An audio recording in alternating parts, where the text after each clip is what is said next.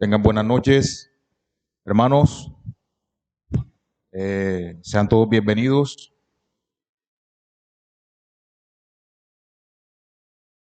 Hoy culminaremos el capítulo 7 de la Confesión de Fe.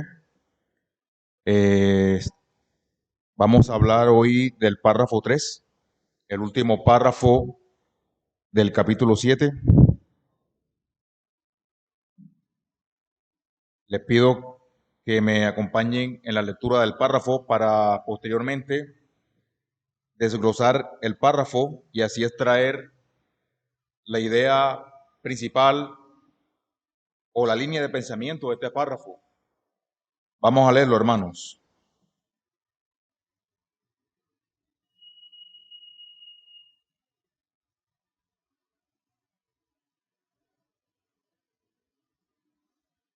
Dice así: este pacto se revela en el Evangelio, en primer lugar, a Adán, en la promesa de salvación a través de la simiente de la mujer, y luego mediante pasos adicionales hasta completarse su plena revelación en el Nuevo Testamento. Y tiene su fundamento en aquella transacción federal y eterna que hubo entre el Padre y el Hijo acerca de la redención de los escogidos. Y es únicamente a través de la gracia de este pacto, como todos los descendientes del Adán caído que son salvados obtienen vida y bendita inmortalidad, siendo el hombre ahora totalmente incapaz de ser aceptado por Dios bajo aquellas condiciones en las que estuvo Adán en su estado de inocencia. Antes de entrar a desarrollar este párrafo, recordemos los párrafos 1 y 2. El párrafo 1 básicamente resume la idea de la necesidad de que Dios tiene que tratar al hombre por medio de un pacto especial. El párrafo 2, perdón, ese fue el párrafo 1. El párrafo 2 habla acerca de las características esenciales de ese pacto que Dios va a establecer.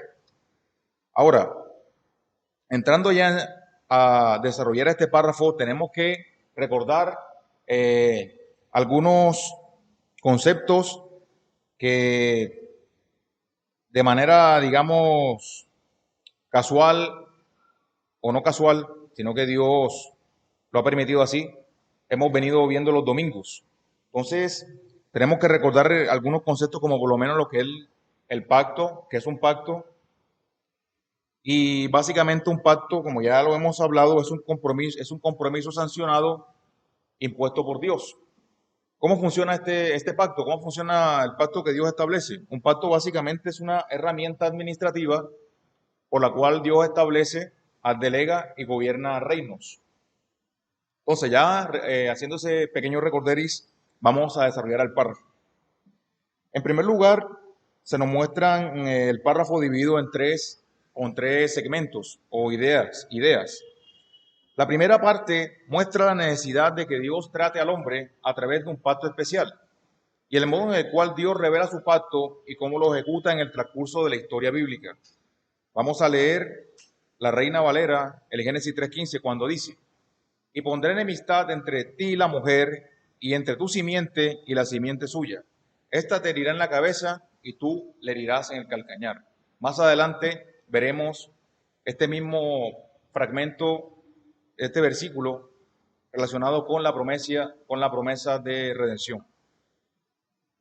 Efesios 3:15 dice: misterio, hablando acerca del plan de redención.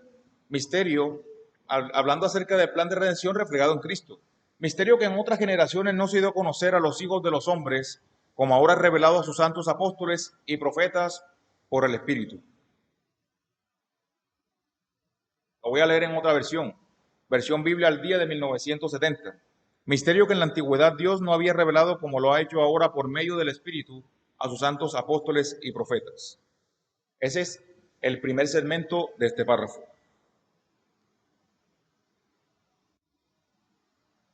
Leemos también Romanos 16:25. Dice: y al que puede confirmaros según mi evangelio y la predicación de Jesucristo según la revelación del misterio que se ha manifestado oculto desde tiempos eternos, pero que ha sido manifestado ahora y que por las escrituras de los profetas, según el mandamiento del Dios eterno, se ha dado a conocer a todas las gentes para que obedezcan a la fe. Al único y sabio Dios sea gloria mediante Jesucristo para siempre. Amén. Leí de Romanos 16 del 25 al 27. Vamos a leer la misma parte, pero en otra versión, la versión Biblia al día. Dice, los dejo con Dios, quien puede fortalecerlos y afirmarlos en el Señor, como dice el Evangelio, y como yo les he dicho, este es el plan de salvación que Dios tenía para ustedes los gentiles, y que había estado en secreto desde el principio de los tiempos. Mas, tal como lo predijeron los profetas y tal como Dios lo ordena, en todas partes se está predicando este mensaje, para que los pueblos del mundo tengan fe en Cristo y lo obedezcan. A Dios, el único verdaderamente sabio, para siempre sea la gloria a través de Jesucristo nuestro Señor. Pasemos al segundo segmento. Dice, ¿cuál es la idea de ese segundo segmento? Esta segunda parte nos muestra la base del pacto y nos muestra las características esenciales. Esto ocurrido en lo que se conoce como la eternidad pasada. Más adelante vamos a hablar sobre el pacto trinitario.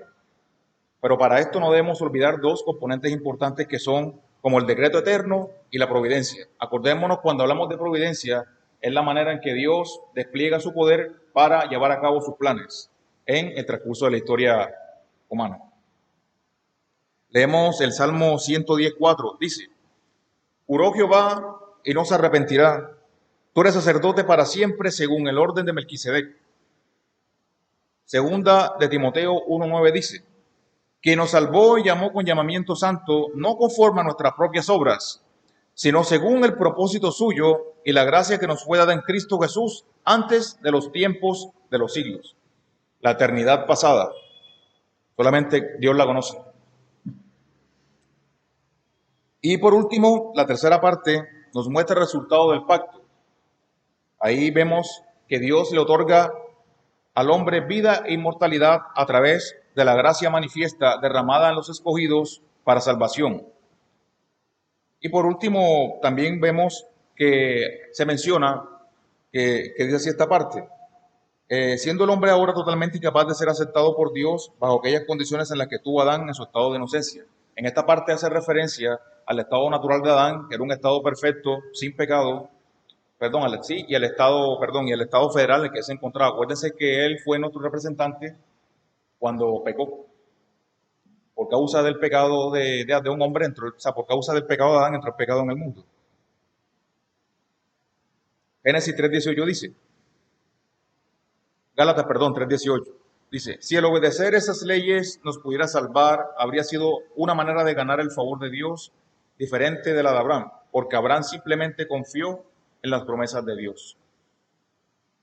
Gálatas 3:19 al 20 dice, pero entonces, ¿para qué se nos dio la ley? Fue algo que se añadió después que la promesa había sido dada para mostrar al hombre que delante de Dios es culpable del delito de quebrantar la ley de Dios.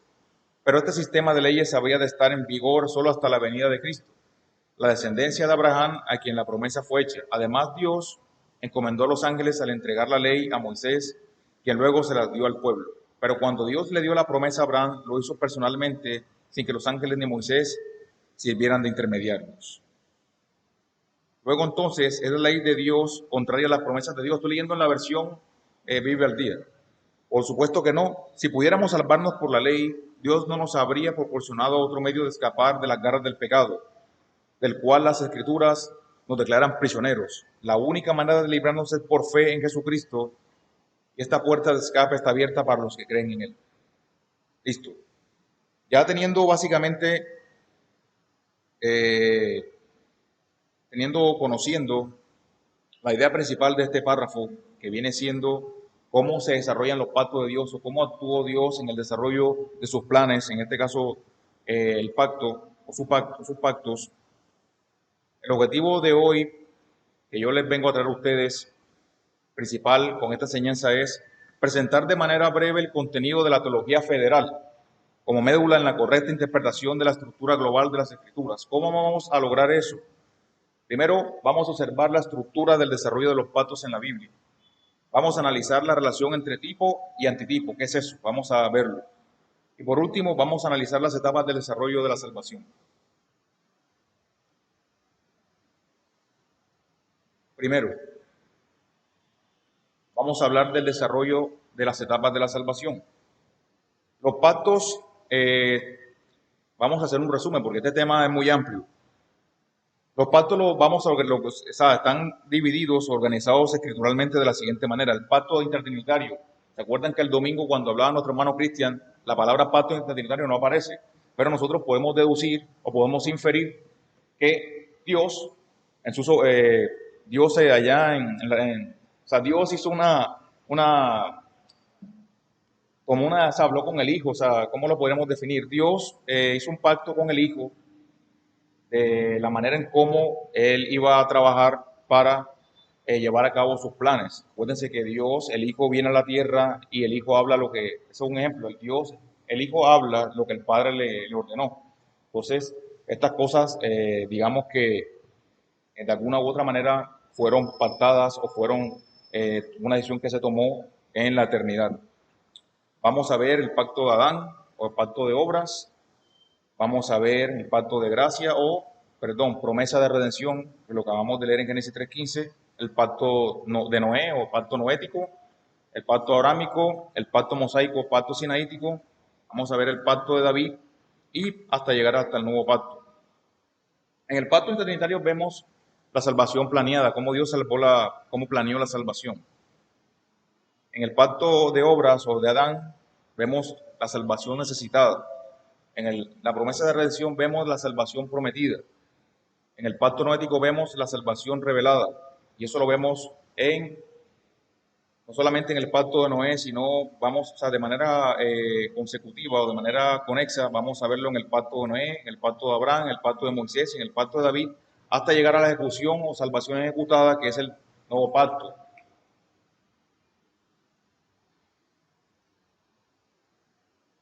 Pero antes de eso, tenemos que tener claro qué es un tipo y qué es un antitipo para hablar de los pactos. Tenemos que tener claro esos dos conceptos. Un tipo, digámoslo así, es un seudónimo. Un tipo representa históricamente, o sea, un tipo es un seudónimo que tiene un valor histórico significativo, es algo que es inferior, que es temporal y que es histórico, es recordado. Y un antitipo representa algo que es futuro, que es superior y que es permanente. Entonces, repito, un tipo representa algo temporal, históricamente significativo e inferior. Y un antitipo representa a algo futuro, algo superior y permanente.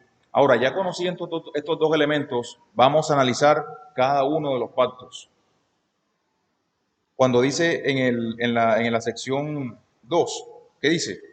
Y luego mediante pasos adicionales hasta completarse su plena revelación en el Nuevo Testamento. Esto hace referencia a los pactos que se dieron en el Antiguo Testamento hasta llegar hasta la revelación en el Nuevo Testamento. Entonces, en primer lugar, vamos a hablar del pacto de obras. Este lo podemos ver en Génesis 1:2. ¿Cuál es la esencia de este pacto? Vemos la relación entre Dios y la humanidad en Adán, un pacto de obras condicional. Aquí Dios le puso en el huerto del Edén a Adán, le nominó como cabeza federal, lo obligó a una ley de obediencia y le amenazó con sanciones. Vemos la promesa de redención en Génesis 3:15, cuando Dios le promete a la mujer que la simiente de la mujer heriría a la serpiente en la cabeza. Eso se conoce comúnmente como el protoevangelio, o el evangelio proto si no estoy mal, viene de antigüedad. O sea, el evangelio antiguo, o sea, el evangelio primigenio, el primer mensaje que se dio acerca de la promesa de redención, de que iba a venir un Salvador. ¿Cuál es la enseñanza de este pacto? Desde el pacto adánico hasta el pacto davídico, la enseñanza va a ser tipológica. Acuérdense lo que mencionamos, tipo y antitipo. Toda la enseñanza va a ser tipológica. Esto quiere decir que los elementos de los pactos van a ser temporales, van a ser históricos, pero no van a ser superiores, sino inferiores. Ya. Entonces, esta enseñanza aquí es tipológica. Vamos a verla. Adán es la cabeza federal, ¿cierto?, de la humanidad. Ahora, ¿el antitipo cuál es? ¿Cuál sería el antitipo de Adán? Si Adán es el tipo, ¿cuál sería el antitipo? Cristo. ¿Por qué? Porque Cristo ahora es la nueva cabeza federal, la nueva cabeza federal. Adán es hijo de Dios, Cristo es hijo de Dios. Adán y su obra procreó dominio y matrimonio en el Edén. Ahora Cristo y su obra procrea espiritualmente, domina y se tiene un matrimonio, por decirlo así, con la iglesia hasta llegar hasta el reposo eterno. Eso sería, en este caso, el tipo y el antitipo. Vamos ahora al pacto noético, Génesis 9. ¿Cuál es la esencia de este pacto? Hay un pacto de preservación, estabilidad y orden. Dice, Dios requiere que Noé continúe engendrando hijos para llenar la tierra. Es un mandato de construcción y desarrollo. La enseñanza nuevamente va a ser tipológica. Vamos a ver la relación. Noé es un siervo de Dios justo y unas personas se salvan por la relación que tiene él con Dios. Cristo, siervo de Dios justo también, salva a la humanidad. Noé anuncia el juicio universal, Cristo anuncia el juicio universal. Esa sería la relación que hay entre los dos. El pacto abrahámico, Génesis 12 al 22. ¿Cuál es la esencia?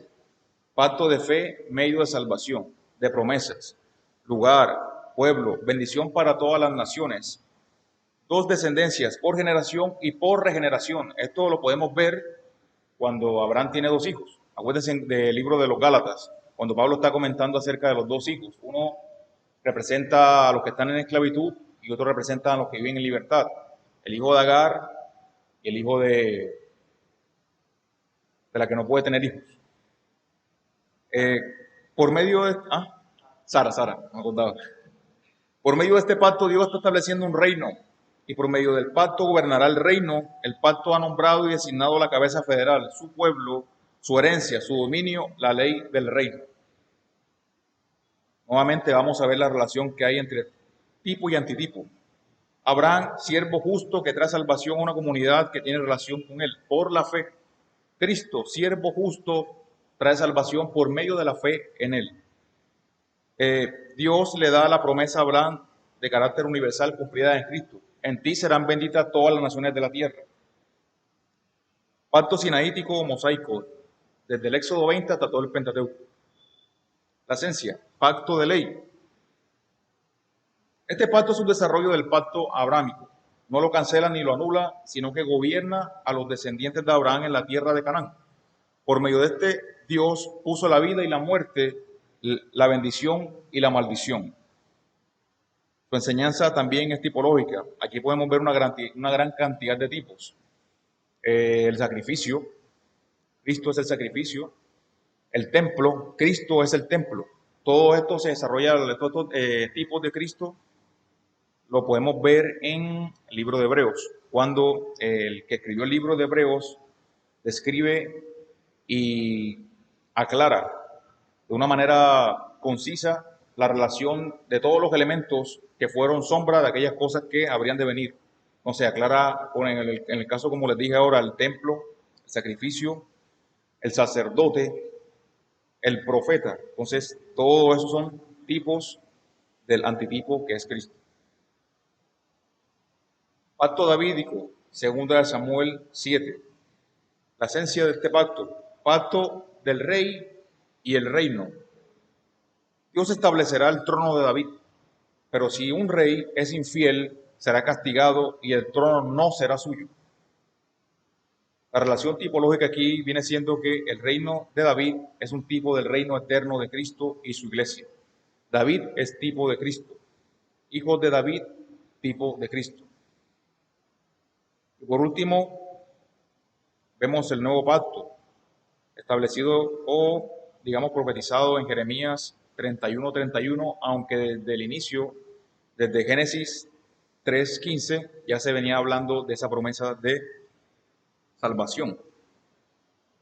Su esencia, el pacto de salvación, expiación del pecado, regeneración, justificación, santificación, es incondicional.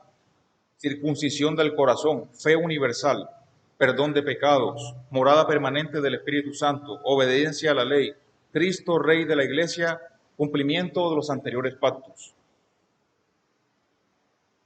Como vimos, podemos resumir que todos estos pactos tienen una unidad temática y orgánica. ¿Cuál es? Todos los pactos tienen un mismo tema, el desarrollo histórico de la redención hacia el nuevo pacto. Y son un mismo organismo el cual avanza desde su forma de semilla hasta su forma de un árbol perfecto con todos sus frutos. En este caso, el nuevo pacto. Vemos una dependencia de cada uno. Cada pacto depende para su relación del pacto anterior. No hay una discontinuidad, no hay un desorden, sino que hay una continuidad pactual. Dios va revelando de manera continua sus pactos. Hay un avance, un desarrollo en la revelación como nosotros ya lo conocemos, una revelación, se da una revelación progresiva hacia el pacto siguiente. La revelación y la salvación van progresando a medida que los pactos se van realizando. Yo quiero comentarles algo que estuve leyendo y que encontré una vez que me preguntaron acerca de este tema, el tema de los pactos. En la Biblia hay una parte, porque este pacto puede ser confundido de manera un poco grosera con el tema de que pactar con Dios o el pacto de Dios tiene que ver con dinero. Solo en la Biblia se hace mención, si no estoy mal una vez, del único que puede aceptar dinero así de esa manera. Y el único que se conoce como el Señor de los Pactos aparece en Jueces 9:4, que es Baal-Berit, el Señor de los Pactos. Pero obviamente, ahí conociendo que ese tema de Baal-Berit, ahí podemos conocer que Baal-Berit es un ídolo. Entonces, para aquellos que están acostumbrados a pactar o a entender el pacto de Dios como un tema de que yo le doy a Dios para que Él me dé, ya saben a quién le está dando el dinero. El único Señor de los Pactos que aparece ahí es Baal-Berit. Entonces, para que lo tengan en cuenta. Listo. Ahora, voy a poner un punto para traerlo a discusión. Una pregunta. ¿Existe alguna otra forma en la historia de la Iglesia de ver la historia redentiva diferente a la teología pactual o a la teología federal? ¿Existe alguna otra forma en la historia de la Iglesia de ver la historia de redentiva o redentora diferente a la teología del pacto como hemos visto? ¿Cuál podría ser? El dispensacionalismo. Ese es un área o una postura que ve de manera diferente los pactos. Vamos a mirar unos aparte para ver la relación entre la teología federal o la teología de los pactos y cómo ellos miran el tema de los pactos. Por lo menos, como ya lo dijimos, la teología del pacto mira la unidad que hay entre los pactos. El dispensacionalismo no ve esa unidad, sino que ve los pactos de una manera no continua. Ahora lo vamos a ver. El pacto, como ya lo hemos hablado, es un solo plan. Aquí Dios, en el dispensacionalismo, Dios muestra dos planes. Tiene dos pueblos, la Iglesia e Israel. Hay una continuidad en la teología federal, en el dispensacionalismo no hay continuidad. En la teología del pacto, la Iglesia es el nuevo Israel. En el dispensacionalismo, Israel todavía tiene ese valor y esa continuidad y esa importancia. Manejamos lo que creemos en esta teología federal, una escatología simple. Los dispensacionalistas tienen una escatología novedosa, que eso es otro punto que se puede tratar después. En resumen, la teología del pacto la podemos describir así. El pacto que se dio en la eternidad o el pacto internitario, el pacto adánico, pacto noético, pacto abrámico, pacto sinaítico, mosaico, pacto davídico y nuevo pacto. Pero ¿cómo lo ven los dispensacionalistas? Ellos ven a los pactos como etapas o dispensaciones. Entonces el pacto adánico lo ven como la etapa edénica o la dispensación edénica. El pacto noético lo ven como la dispensación prediluviana. El pacto abrámico lo ven como la postdiluviana. El pacto sinaítico mosaico lo ven como la dispensación patriarcal, la era de los patriarcas. El pacto davídico lo ven como la dispensación legal de la ley. El nuevo pacto lo ven como la era de la iglesia, la era de la gracia, hasta llegar al milenio. Entonces, hermanos, hasta aquí hay alguna pregunta con respecto al tema de esta teología federal, que es lo que nos caracteriza a nosotros.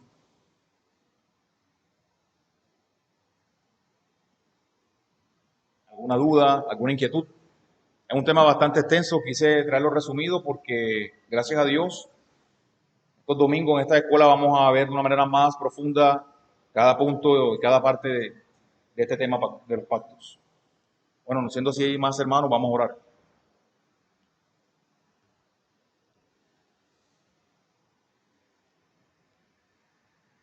Señor, en esta hora te damos gracias una vez más por darnos la oportunidad de reunirnos para estudiar la confesión, para compartir como hermanos en oración, unánimes. Te pido que tu gracia nos acompañe a que sacamos de aquí, a los que nos dirigimos hacia nuestras casas, protégenos, guárdanos. Te pido que nos dé la oportunidad de reunirnos nuevamente el próximo miércoles. Aquellas personas también que nos vieron por las redes sociales, bendícelos, ayúdales. Te pido tu misericordia, Señor, para cada uno de nosotros. En Cristo Jesús te damos la gloria a ti, Señor. Gracias, Dios. Amén.